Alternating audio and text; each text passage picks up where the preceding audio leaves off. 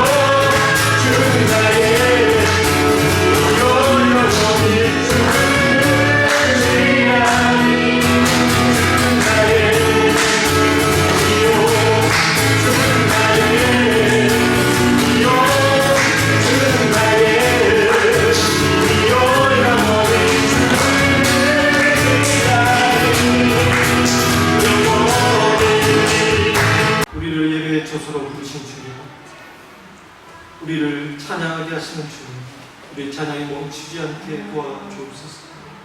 우리의 마음으로 예배하고 우리의 입술로 찬양하고 우리의 영혼으로 주님을 이 시간에 높이는 시간 되게 도와주옵소서. 예수님의 이름으로 기도합니다. 우리 다 같이 일어서셔서 사도신경 하시며 다 같이 사도신경 하시겠습니다.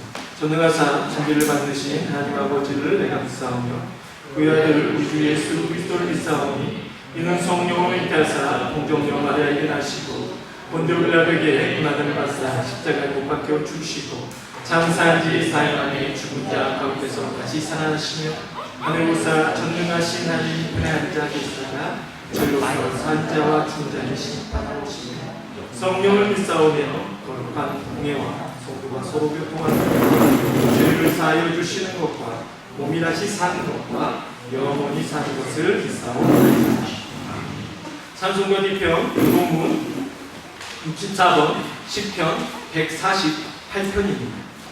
교동문 64번 10편 148편.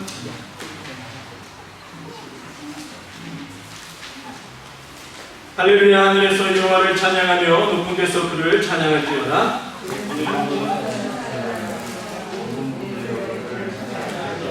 해와 달아 그를 찬양하며 밝은 별들아 다 그를 찬양할지어다.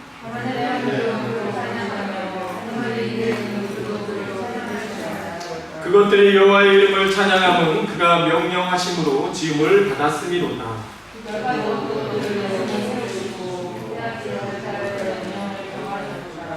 여호와의 이름을 찬양할지어다. 그의 이름이 홀로 높으시며 그의 영광이 땅과 하늘 위에 뛰어나심이로다.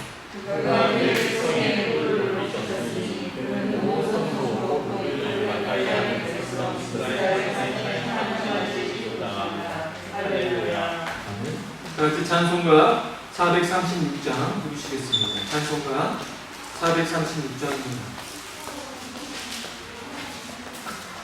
찬송가 436장입니다. 나 이제 주님의 새 생명을 듣고 옛것은 지나고 새 사람이로다. 그 생명 내 맘에 강같이 흐르고 그 사랑 내게서 해같이 빛난다. 영생을 누리며 주 안에 살리라.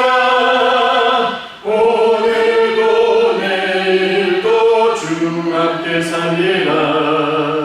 주 안에 감추인 새 생명 얻으리. 이전에 줬던 것 이제는 값없다. 하늘의 은혜와 평화를 맛보니 찬송과 기도로 주 함께 살리라. 영생을 누리며 주 안에 살리라. 오늘도 내일도 주 함께 살리라. 산천도 초목도 새 것이 되었고 죄인도 원수도 친구로 변한다. 새 생명 얻은 자 영생을 누리네. 주님을 모신 밤새 하늘이로다. 영생을 누리며 주 안에 살리라. 오늘도 내일도 주 함께 살리라. 주 따라가는 길 험하고 멀어도 찬송을 부르며 뒤따라가리라. 나 주를 모시고 영원히 살리라. 날마다 섬기며 주 함께 살리라. 영생을 누리며 주 안에 살리라. 오늘도 내일도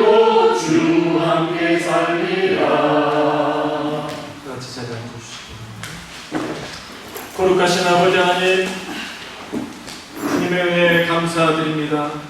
예배를 사모하는 자들에게 오늘도 예배의 초소를 이렇게 마련해 주시고 우리가 하나님 앞에 나와서 영과 진리로서 주의 성령의 인도하심 따라서 예배드릴 수 있도록 인도해 주심을 감사합니다. 아버지 하나님, 우리가 매일처럼 아버지 매주 우리가 드려지는 이 예배가 너무나 쉽고 언제든지 우리가 마음만 먹으면 드릴 수 있는 예배라고 생각했지만 아버지 하나님, 우리가 그동안 가정에서 예배를 드리며 영상으로 예배를 드리다가 이토록 주의 몸된 교회에 나와서 이렇게 예배 드릴 수 있는 것이 얼마나 큰 기쁨이요 큰 감격인지 세상 떠오르게 합니다. 하나님 감사합니다. 우리에게 예배 드릴 수 있도록 이처럼 좋은 공간을 함께 해주셔서 감사합니다. 이처럼 또한 모두가 모여서 예배 드릴 수 있도록 인도해 주심을 감사합니다. 우리에게 코로나 기간에도 가정에서 예배를 끊이지 않도록 인도해 주신 것도 감사하고 공원에서 예배 드리던 그때도 기억하면 감사하고 오늘은 또한 우리가 교회로 돌아와서 아버지 하나님처럼 예배 드릴 수 있도록 인도해 주셔서 진심으로 감사드립니다. 우리가 더욱더 이번 계기를 통하여서 한 단계 성숙한 크리스천이 되어졌을 수 있도록 인도하여 주시옵소서. 더욱더 우리 마음의 예배를 사모하고 하나님을 사랑하는 마음이 진히 더욱더 퍼질 수 있도록 주여 인도하여 주시옵소서. 하나님, 우리가 오늘 또 하나님 존재에 나와서 회개합니다. 한 주간 동안 지었던 모든 죄악들 주여 용서하여 주시옵소서. 또한 우리 인간들이 교만하여서 하나님 앞에 지은 죄로 인하여서 하나님, 우리가 여러 가지 또한 깨달아야 할 것이 많고 회개할 것이 많은 줄로 믿습니다. 하나님, 우리의 잘못을, 우리의 죄를 주님께서 통해서 쏟아본 것처럼 우리의 죄가를 우리에게서 멀게 하시고 이 죄인들을 불쌍히 여기사 용서하여 주시옵소서. 오늘도 예수 그리스도의 핏값으로 우리가 하나님 앞에 담대히 나아갑니다. 그 은혜가 큽니다. 감사합니다. 우리 안에 예수 그리스도의 사랑이 넘쳐나게 하시고 거저받았으니 거저주라 하신 대로 우리도 예수님께 거저받은 그 사랑, 은혜를 오늘도 다시 한번 깨닫고 나아가 우리가 더욱더 사랑을 실천하는 삶 살게 인도하여 주시옵소서. 오늘도 예배에 참석한 주님의 권속들을 기억하시고 또 예배에 동참하지 못한 주님의 권속들도 기억하여 주시고 그의 마음을 붙드시며 주님께서 은혜를 더하여 주시옵소서. 첫사랑을 복케 하옵소서. 주님을 만난 그 기쁨으로 충만케 하옵소서. 예수님의 이름으로 기도합니다. 아멘. 이 시간에 우리가 함께 보실 말씀은 베드로전서 2장 1절로부터 10절까지 말씀입니다. 신약성경 제가 가진 성경 378페이지 베드로전서 2장 1절로부터 10절까지 말씀입니다.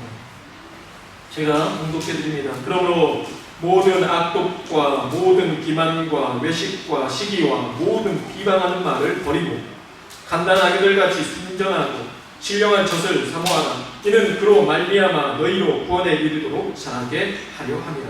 너희가 주인 자식을 맛보았으면 그리하라. 사람에게는 버림바가 되었으나 하나님께는 택하심을 입은 보배로운 산돌이신 예수께 나아가 너희도 산돌같이 신령한 집으로 세워지고 예수 그리스도로 말미암아 하나님이 기쁘게 받으실 신령한 제사를 드릴 거룩한 제사장이 될지니라. 성경에 기록되었을 때 보라, 내가 택한 보배로운 모퉁이 돌을 시온에 두노니 그를 믿는 자는 부끄러움을 당하지 아니하리라 하였으니 그러므로 믿는 너희에게는 보배이나 믿지 아니하는 자에게는 건축자들이 버린 그 돌이 모퉁이의 머릿돌이 되고 또한 부딪히는 돌과 걸려 넘어지게 하는 발과 되었다 하였느니라. 그들이 말씀을 순종하지 아니함으로 넘어지나니 이는 그들을 이렇게 정하신 것이라. 그러나 너희는 택하신 족속이요 왕같은 제사장들이요 거룩한 나라요 그의 소유가 된 백성이니 이는 너희를 어두운 데서 불러내어 그의 기이한 빛에 들어가게 하신 이에 아름다운 덕을 선포하게 하려 하심이라. 너희가 전에는 백성이 아니더니 이제는 하나님의 백성이요 전에는 긍휼을 얻지 못하였더니 이제는 긍휼을 얻은 자니라. 아멘. 오늘 우리가 함께 보신 말씀의 제목은 갓난 아기처럼 사모하라 라는 제목으로 함께 말씀을 나누려고 합니다. 여러분, 우리가 행복하고 싶잖아요. 행복하고 건 누구나 다 꿈꿉니다. 행복하고 싶다. 그래서 어떻게 해야 행복할까 많은 생각을 합니다. 행복하려면 먼저 자유로워져라라는 책의 제목으로 김요한 교수님께서 쓴 책이 있습니다. 저자는 다수가 추구하는 욕망의 충족이라는 행복은 우리를 행복하게 만들어줄 수 없는 신기루에 불과하다라고 말합니다. 그것은 쫓아가면 갈수록 멀어져만 가는 무지개다라고 했습니다. 여러분, 아지랑이 피어나듯이 우리가 더울 때 저기 물처럼 보이지만 가면 그 물이 아니잖아요. 더우니까 피어오르는 것처럼 그런 신기루처럼 보인다는 것입니다. 이처럼 우리가 진정한 행복은 외부에 있는 것이 아니라 나를 찾아가는 자유의 발견이 있다라고 말합니다. 이제 추구하는 것이 우리가 달랐습니다. 행복은 비교하지 않고 행복해진다는 것은 모든 욕망의 충족을 의미한다고 합니다. 단 하나라도 채워주지 않는 욕망이 있다면 우리의 영혼은 만족하지 않고 그로 인해 불행해질 것이라고 책의 저자는 가르쳐줍니다. 행복하다는 것은 더 이상 욕망할 것이 없는 상태를 의미한다고 합니다. 에피쿠로스 학파라고 여러분 그 학파가 있었습니다. 근데 그 에피쿠로스가 주장하는 대로 행복만 있으면 우리는 필요한 모든 것을 다 가진 것이라고 생각할 수 있다고 합니다. 모든 욕망이 다 충족된다면 우리는 어떤 욕망도 가질 수 없을 것이기 때문입니다. 우리가 물을 마시는 순간 갈증이 해소되듯이 욕망이란 그것이 채워지자마자 또한 없어진다고 합니다. 목말라 죽을 것 같을 때는 물만 마시면 살 것 같고 물이면 다 될 것 같고 다른 거 다 필요 없을 것 같지만 물을 마시는 순간 우리는 다시 행복감은 충족이 되었기 때문에 사라지고 또 다른 뭔가를 추구하게 되는데 그게 안 채워지면 불행하다는 걸 느끼게 된다는 것이죠. 그래서 욕망이란 쾌락이 충만해지는 순간 사라지게 된다는 것입니다. 모든 욕망을 채워나가는 것이 행복이라면 우리가 모든 욕망을 채워버린다면 그것은 더 이상 행복이 되지 못하면 그 다음부터는 권태만 있다고 합니다. 먹을 것에 대한 욕망은 배부르게 된 후에 사라지게 되며 또 다른 욕망거리를 찾게 됩니다. 모든 욕망의 순간적 충족은 우리를 끔찍한 권태로 몰아넣는 공허하고 텅 빈 시간이 되고 만다고 저자는 가르쳐줍니다.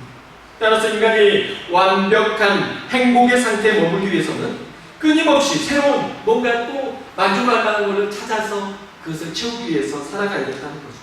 우리가 행복해지기 위해서는 계속 새로운 욕망을 가져야 한다는 것입니다. 그런데 여러분, 이렇게 행복하는 것은 또한 뭔가를 자꾸 요구하게 되고 그러면은 지속적으로 계속 행복할 수는 없다는 거죠. 뭔가를 채워야만 내가 행복하다라고 느낀다면 여러분은 그걸 채우지 않으면 불행하기 때문에 이런 식의 행복을 추구하는 것은 온전하지 못하다고 생각이 되어집니다. 그러니까 우리가 뭔가를 채우려 하고 비교하고 뭔가를 해서 얻으려는 것 자체가 되게 힘들다는 거죠. 특히 사람들은 그 충족감을 언제 느끼냐면 내 스스로가 남과 비교했을 때 느끼는 거죠. 남보다 더 많이 가졌을 때 나는 만족해요. 그러나 그가 나보다 더 갖게 되면 그때부터 나는 불행한 사람이 되게 되는 것이죠. 내가 가진 것이 너무 신형이어가지고 좋았어요. 스마트폰 뭐 신형해가지고 내게 자랑하고 다니면서 우리 학생들은 그러죠. 근데 신형이 또 나왔어요. 더 좋은 게 나오면 그 순간 내 거는 이제 행복한 상태가 안 되는 거예요. 이제 숨기는 게 되는 거죠. 자랑하는 게 안 돼요. 이런 식으로 되어진다는 거예요. 그러니까 우리 행복감은 또 어디서 사라지니까 비교해서 사라지게 됩니다. 초등학교 시절이었어요. 초등학교 6학년 때 1학기까지 참 저도 행복하고 좋았던 것 같습니다. 6학년 1학기 때까지는 시골 초등학교에 다녔거든요. 전체 반 해봤자 10몇 명? 이렇게 앉아가지고 예배가 있어요. 스과에서. 네. 학교에서 수업을 받는데 성적이 나왔는데 그래도 평균이 90점대니까 어머니한테 되게 좋고 용돈도 그 당시에 1,000원이면 큰 돈인데 1,000원을 받아가지고 어머니께서 잘 허락을 안 해주는데 그때 형이랑 같이 오락실 갔다 와라, 어느 날 뭐 PC방 갔다 와라 이러듯이 보내주셔서 너무 좋았습니다. 행복했어요. 이야기가 되니까 도시로 전학을 보내야 된다는 거예요. 왜냐, 어머니는 시골의 학교에, 초등학교에서 성적이 좋던 아들도 만족스러웠지만 그 만족감 언제 사라졌냐?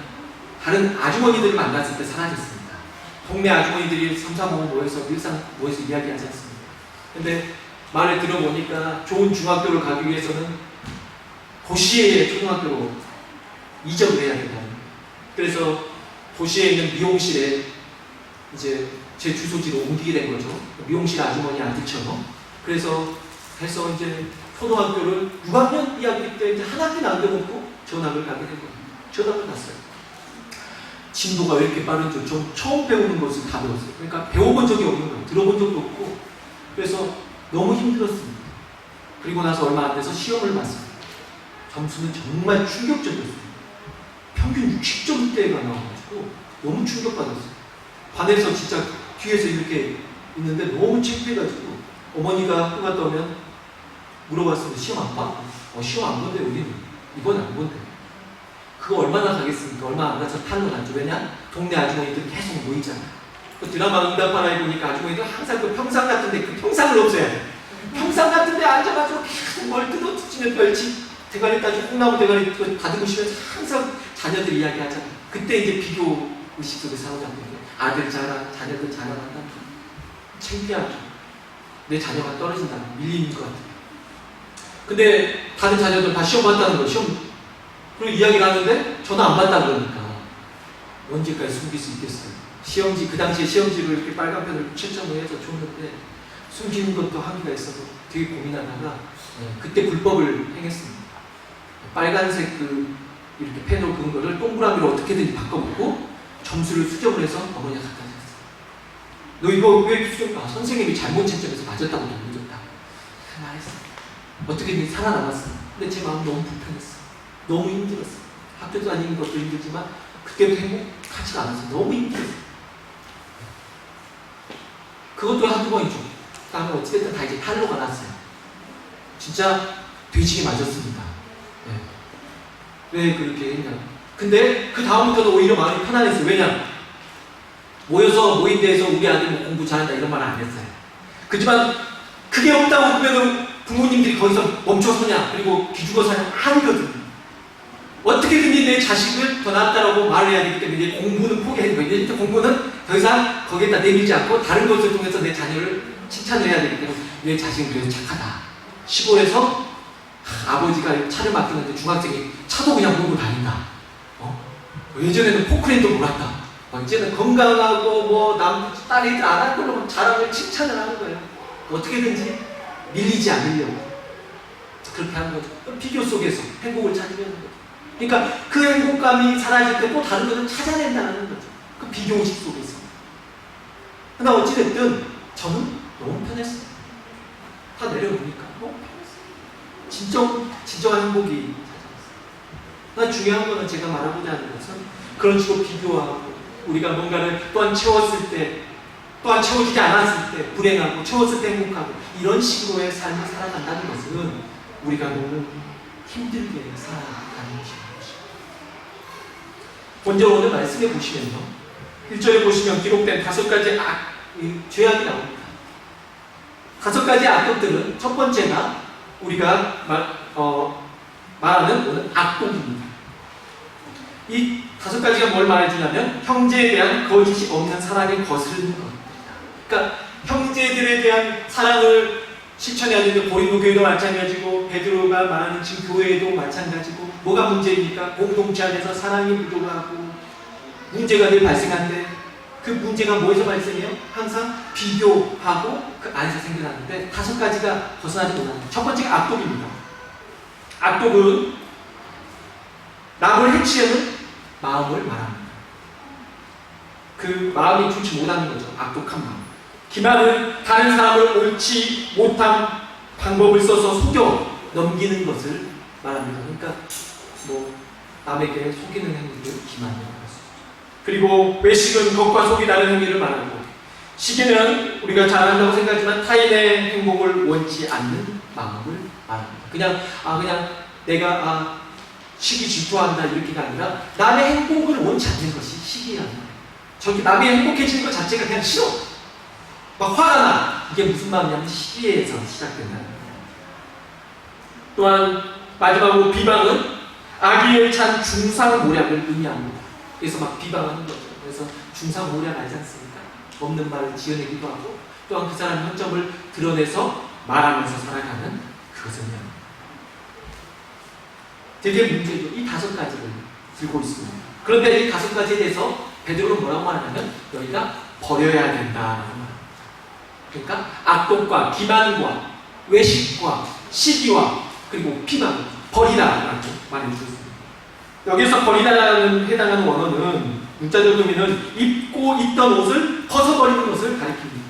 이것이 성경에서는 주로 죄를 버리다라는 비유적인 의미로 사용되었습니다. 이는 초대교회 당시 죄 씻음을 말하는 것입니다. 세례의식을 행할 때 우리는 안 그러죠.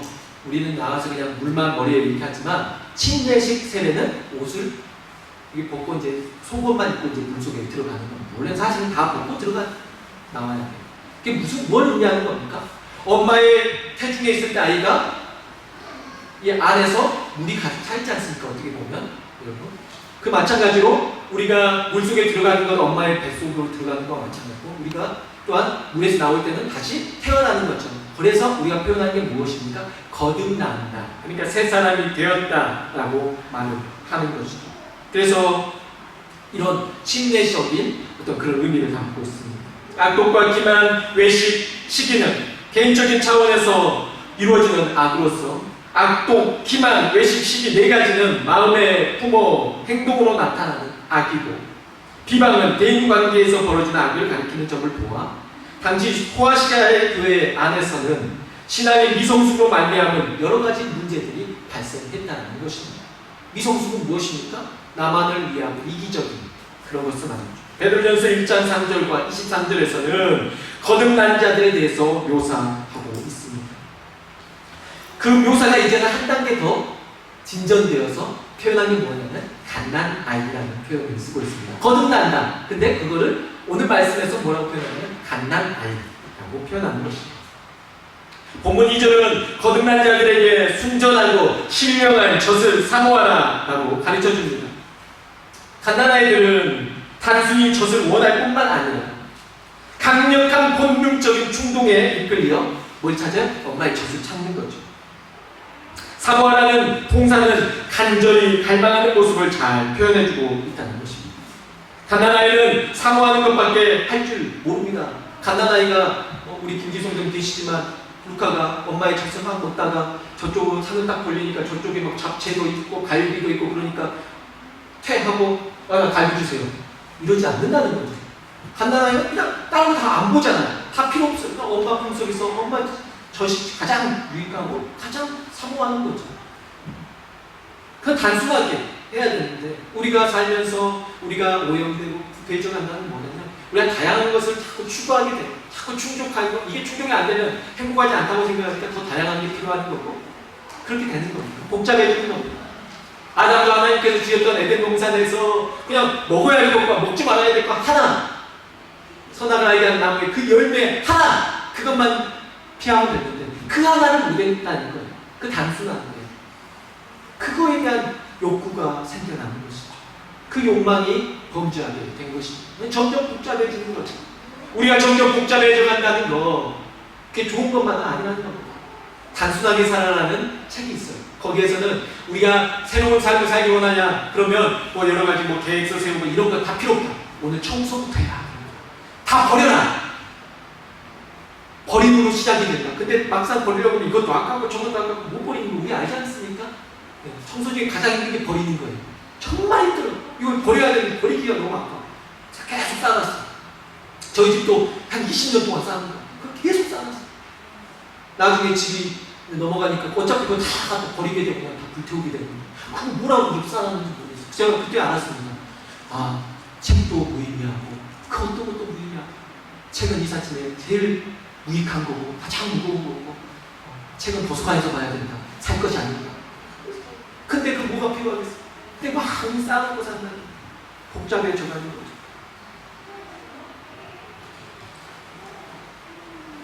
그와 같이 거듭난 성도들은 오직 우리를 거듭나게 하신 하나님과 신령한 말씀의 젖을 사모해야 한다는 것입니다. 전장 23절에서 비춰볼 때 베드로가 말하는 신령한 젖은 말씀의 젖으로 보는 것이 맞습니다.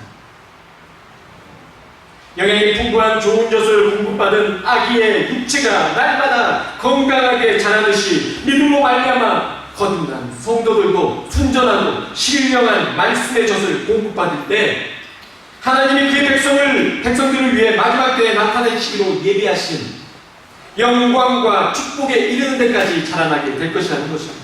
우리의 신앙을 자라게 하는 데는 신령한 젖인 바로 하나님의 말씀이 필요하다는 것입니다. 여기서 베드로는 요한복음 1장에서 우리가 1장 1절에서 태초에 하나님의 말씀이 계시니라 이 말씀이 하나님과 함께 계셨으니 이 말씀은 곧 하나님이시다. 자, 말씀은 곧 누구다? 그리스도다. 그래서 말씀과 그리스도를 양분하시고 구분하는 게 아니라 말씀 자체는 곧 그리스도다. 그래서 우리가 하나님의 말씀을 사모해야 되는데 곧 우리 그 사모함이 그리스도를 사모함과 같다라고 말해주는 것입니다. 위에 5가지 죄는 자신의 마음을 감춘 상태에서 상대를 속이는 행위입니다. 그렇다면 2절에서 말하는 갓난 아기들은 5가지로부터 제약을 받지 않고 신령한 젖에만 관심을 갖는 자들일 것입니다. 3절은 그 신령한 젖을 3절에 보시면 주의 인자하심이라고 말합니다. 곧 은혜입니다. 주의 인자하심 뭡니까? 은혜죠. 구원의 은총과 감격을 뜻할 것입니다. 마찬가지로 여러분 그 감격, 주의 은혜 그걸 우리가 사모해야 된다는 거예요. 주의 은혜를 사모해야 하는데 그 주의 은혜가 어디서부터 온다고요? 주의 인자하심이 어디서부터 온다고요? 바로 하나님의 말씀으로부터 우리가 받을 수가 있다는 것입니다. 그 신령한 점. 초점을 세상의 관점과 기준에 두지 않고 세상 사람들 기준에 맞춰 살지 않으면 세상의 판단에서 자유로우며 억압받지 않고 여러분 그 동화 중에서 맥스 루케이도의 너는 특별하다 한다 라는 그 동화가 있습니다. 맥스 루케이도가 지금 거기에 보면 펀치넬로라는 주인공이 나옵니다. 어느 날 보니까 펀치넬로는 우리가 동그란 검은 스티커가 온몸에 다 붙어있어요. 다른 친구들 보면 그래도 별도 하나씩 있고 있는데 펀치넬로만큼 별 하나도 없어요. 실수가 많으니까 그때마다 사람들이 실수하고 잘못할 때마다 펀치넬로에게 붙여준 거죠. 그게 기준이 된 겁니다. 세상 속에서 별을 많이 붙이고 그래서 어떤 기준을 비교하며 살게 된 거죠. 그러다가 나중에 그 주인공이 그 자신들을 지었다라는 그 창조주에게 앞에 다가갔을 때 그때 그 모든 게 다 떨어져 나갑니다. 사람들의 기준, 사람들이 나를 판단했던 그 모든 스티커, 그 기준들이 다 떨어져 나가고 그건 의미 없게 되는 겁니다. 남들이 좋은 말 해줘도 그게 뭐 별도 필요 없고 안 좋은 말 해도 그것도 필요 없고 그 어떤 것도 내 몸에 붙지 않는다는 거예요. 이제는 내가 더 이상 거기에 초점을 맞춰서 그 기준으로 살지 않겠다는 것이죠. 놀라운 것입니다. 더 이상 이제 행복의 기준이 그 스티커 따위에 있지 않다는 것입니다. 마찬가지로 우리는 그러한 별표나 어떤 그 표식에도 기준을 삼지 않아야 합니다. 예수님께서는 마태복음 18장 3절에서 5절에서 3절로부터 5절까지 이르시되 진실로 너희 이르노니 너희가 돌이켜 어린아이들과 같이 되지 아니하면 결단코 천국에 들어가지 못하리라. 그러므로 누구든지 이 어린아이와 같이 자기를 낮추는 사람이 천국에서 큰 자니라. 또 누구든지 내 이름으로 이런 어린아이를 하나를 영접하면 곧 나를 영접함이니 라고 말씀하신 것을 여러분도 기억하시기 바랍니다. 어린아이가 왜 그렇습니까? 자랄수록 성장할수록 어린이 되면 될수록 근심도 많고 생각할 것도 많고 그것 때문에 잠도 못 이루고 아이들은 정말 하루 종일 울고 힘들었던 것 같은데 저녁 되면 그냥 자고 근심도 없고 다르죠. 기준을 사람에게 두지 않기 때문에 세상 속에서 어른으로서 세상의 가치관과 기준 여러 가지 신경 쓰이는 상황 속에서의 스트레스라는 염려와 걱정 속에 파묻히게 된다면 신령한 젖을 우리는 사모할 수 없게 된다는 것입니다. 이는 아이처럼 아무것도 모르는 무지한 것을 본받으라는 것이 아니라 여러 음식을 보지 않고 엄마의 품속에서 엄마의 전망을 사모하듯이 하나님의 신령한 젖을 사모하라는 것입니다. 그 젖을 해보가면 5가지 기준이 아까 말씀드렸던 악독 그리고 기만 외식, 시기, 비방, 이것으로부터 우리는 자유로워질 수 있게 될 것입니다. 여러분, 코로나가 힘들까요? 아니면 사람들의 시선을 의식하며 살아가는 것이 힘들까요? 엄마의 품속으로 들어간 아이는 다른 일을 의식하지 않습니다. 하나님의 신령한 것을 사모하게 될 때 우리는 사람들의 기준에서 자유로워질 수 있다는 것입니다. 마지막으로 정리합니다. 세 가지. 첫째, 우리는 아까 말했던 이 5가지를 버려야 합니다. 베드로는 오늘 본문 1절과 2절에서 버릴 것과 바랄 것에 대해서 가르쳐줍니다. 1절 버리라와 2절 무엇입니까? 사모하라. 아까 5가지 버렸는데 사모할 것을 가르쳐줍니다. 두 개의 명령을 사용하여 영적으로 갓난 아이의 상태에 있는 성도가 성화를 위하여서 소극적으로 버려야 할 것과 또한 적극적으로 받아들여야 될 것에 대해서 가르쳐줍니다. 우리 사람들은 좋은 인간관계 속에서 인격이 형성되어 가며 성장해 갑니다. 하지만 인간을 의식하며 악독, 기만, 외식, 시기, 비방의 방법을 사용하며 버리지 못하고 살아간다면 그리스도를 만나 거듭난 자로서의 성화된 모습을 우리는 갖춰갈 수 없게 된다는 것입니다. 우리는 베드로가 가르쳐주듯이 악독, 기만, 외식, 시기, 비방을 버려야 합니다. 위에 5가지를 버리지 않으면 우리는 가정이나 교회 그 어디에서도 행복하지 않을 것이고 공동체를 이루기 어려울 것입니다. 두 번째는 아까도 말씀드렸듯이 신령한 젖을 사모해야 됩니다. 갓난아기가 성장하기 위하여 어머니의 젖이 필요하듯 영적 갓난아기가 된 거듭난 성도의 성화를 위해서는 하나님의 말씀이 자라게 하는 영양소로서 반드시 필요하다는 것입니다. 말씀을 받지 않고 성도가 거듭나기 이전에 옛생활에 머물러 있을 때에 성도의 신앙의 성숙은 기대할 수 없게 됩니다. 그러므로 우리는 규칙적으로 하나님의 말씀을 읽고 배우며 또 그 말씀을 실생활에 적용하는 일에 최선을 다해야 할 것입니다.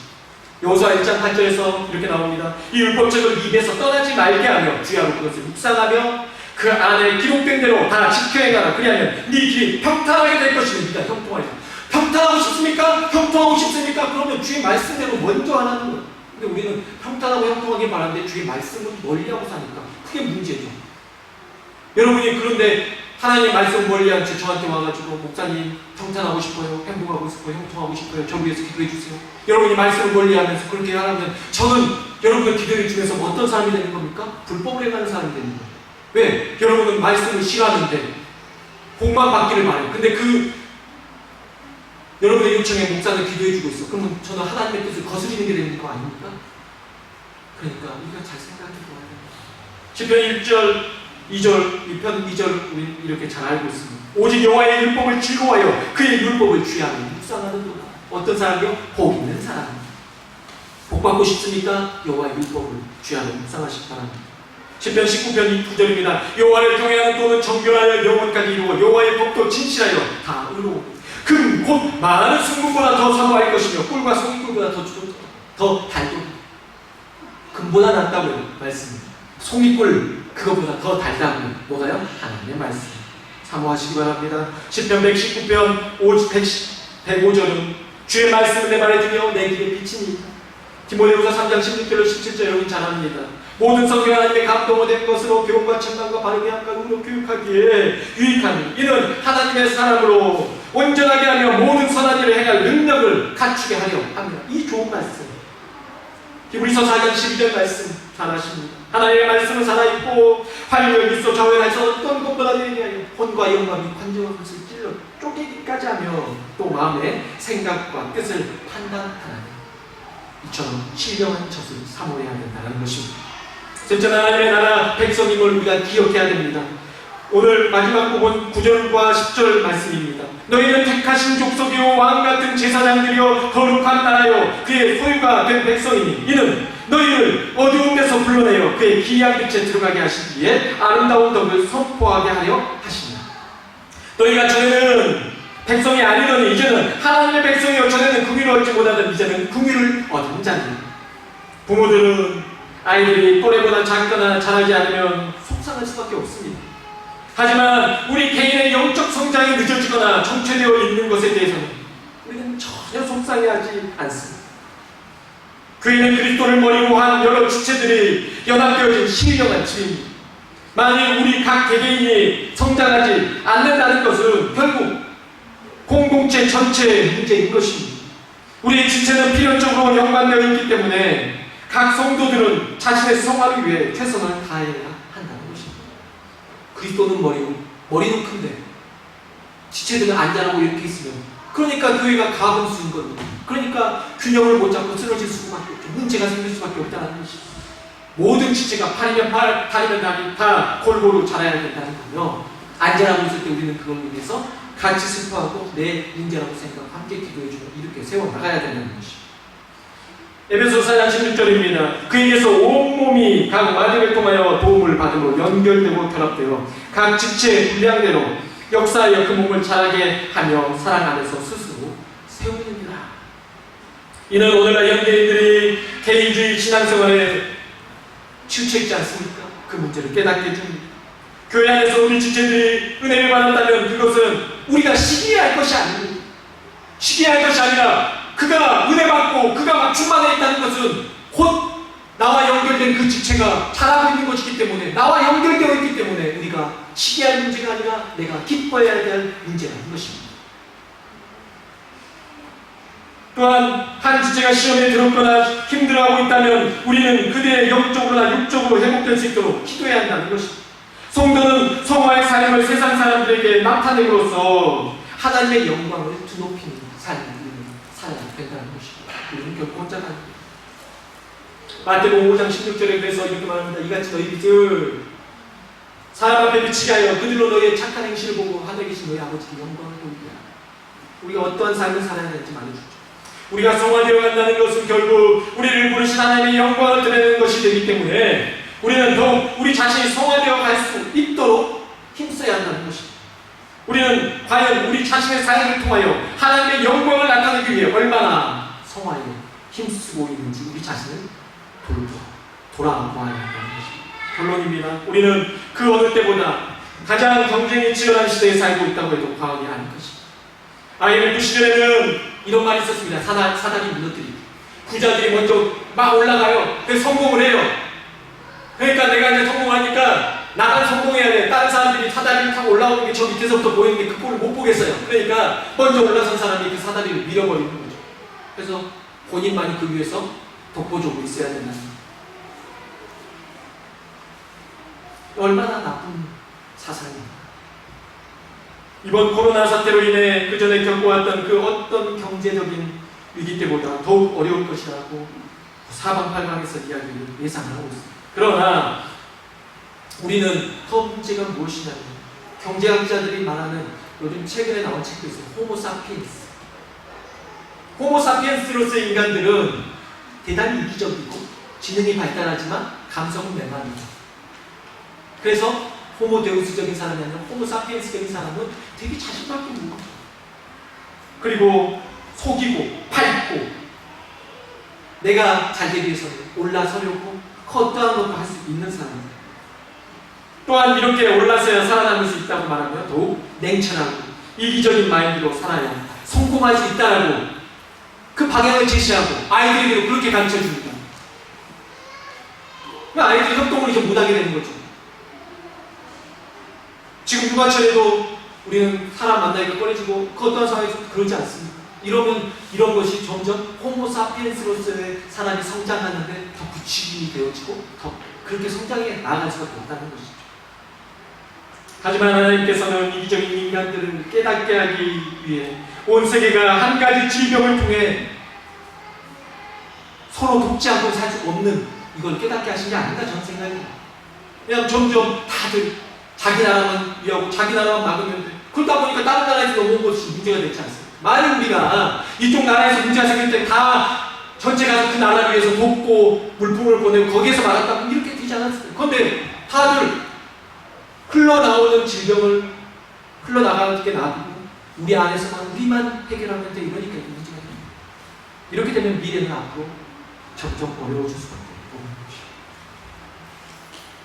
우리는 악독과 기만과 외식과 시기와 비방을 버리고 하나님의 말씀, 신령한 젖을 사모함으로써 그 말씀을 통하여 경쟁 사회 속에서 불안한 마음을 내려놓고 택하신 족속, 왕같은 제사장, 거룩한 나라, 그의 소유된 백성으로서의 사명을 감당하며 살아가야 한다는 것입니다. 왜 하나님의 말씀이 필요합니까? 하나님의 말씀은 호모사피엔스로서의 성장해가는 사람을 제어하고 너희 그렇게 살면 안 돼! 하나님의 사람들은 빛의 자녀로서 그렇게 살면 안 돼. 나눠주고 헌신하고 희생하는 섬기며 무조건 1등 최고 거기에가 초점이 맞춰야 되는 게 아니라 서로 돕고 함께 가자. 좀 늦어져도 성장해서 함께 가자. 이게 크리스천들의 모습이라고 성경 말씀을 누누이 계속 반복적으로 말해주고 있기 때문입니다. 그런데 우리가 이 말씀을 안 읽어버리면 우리는 가만히 우리 자신을 놔두면 어떻게 성장해 간다고 호모사피엔스로서의 성장만 하게 된다는 것이 점점 이기적인 나밖에 모르는 그런 삶을 살게 된다는 것입니다. 어두워져가고 삭막해져가는 세상 속에서 갓나아이처럼 하나님의 말씀을 더욱 사모하여 순수하고 신령한 빛을 바라는 크리스천의 모습으로 아까도 마지막에 9절과 10절에서 말한 것처럼 택하신 족속 왕같은 제사장 거룩한 나라 하나님의 소유된 백성으로 살게 되기를 우주 예수 그리스도의 이름으로 축복합니다. 거룩하신 아버지 하나님 감사합니다. 우리는 나약합니다. 우리는 부족합니다. 우리는 죄가 많습니다. 주님, 우리의 마음을 주님께서 주장하여 주시고 우리를 회복시켜 주옵소서.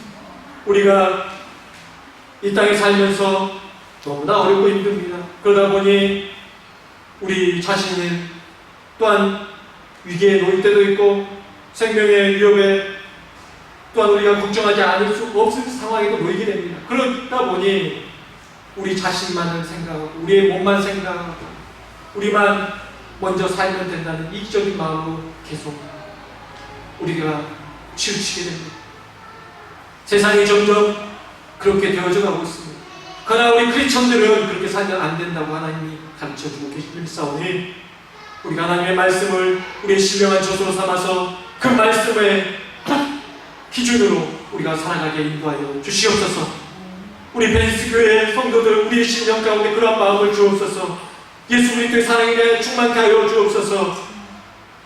그리스도의 말씀에 대해 충만케 하여 주옵소서.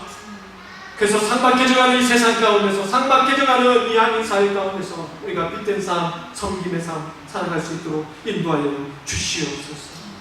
어려운 시기입니다. 지속적으로 나쁜 상황만 예측할 수밖에 없는 상황입니다.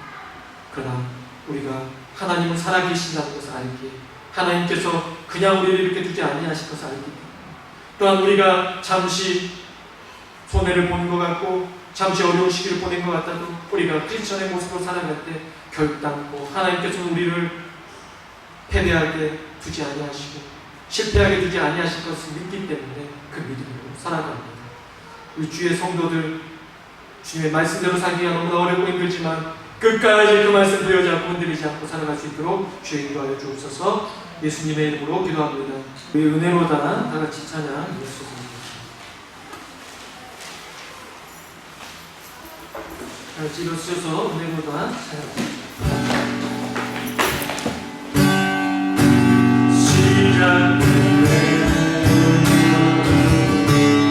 우리 주님의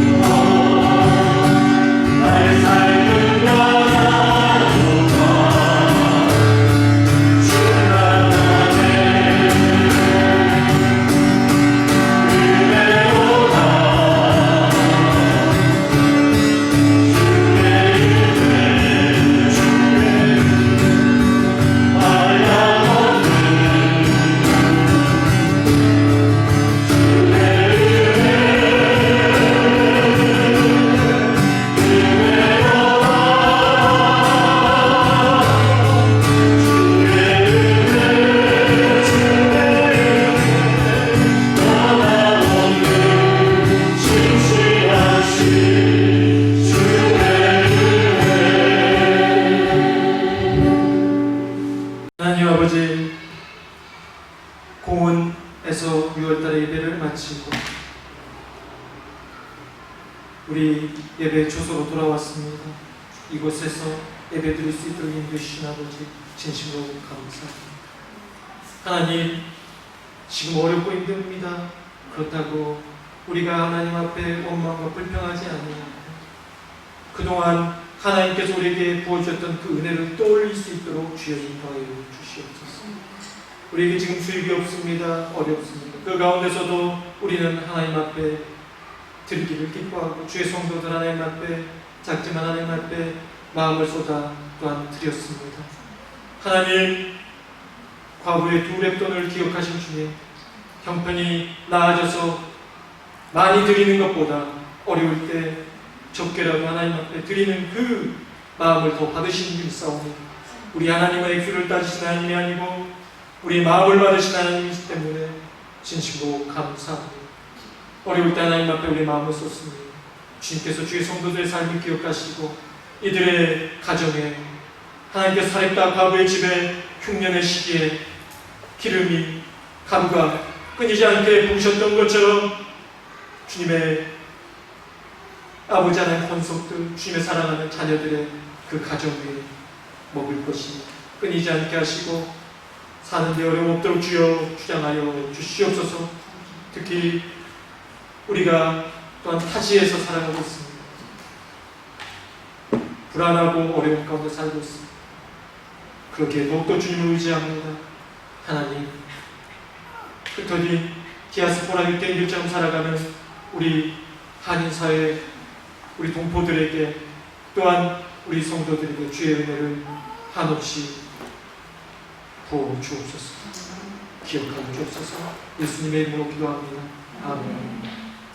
이제는 우리 주 예수 그리스도의 은혜와 하나님의 높고 크신 사랑하심과 성령님의 감화 감동 위로 교통 충만케 하시는 역사하심이 악독과 기만과 외식과 시기와 비방을 버리고 갓나라기처럼 순수하고 신령한 젖을 사모하여 주의 말씀으로 승리하며 살아가기를 소망하는 벤스교의 성도들 머리 위에와 이태리에서 신앙생활하며 살아가는 주의 모든 권속들 위에 이제부터 영원토록 함께 있을지어다. 아멘.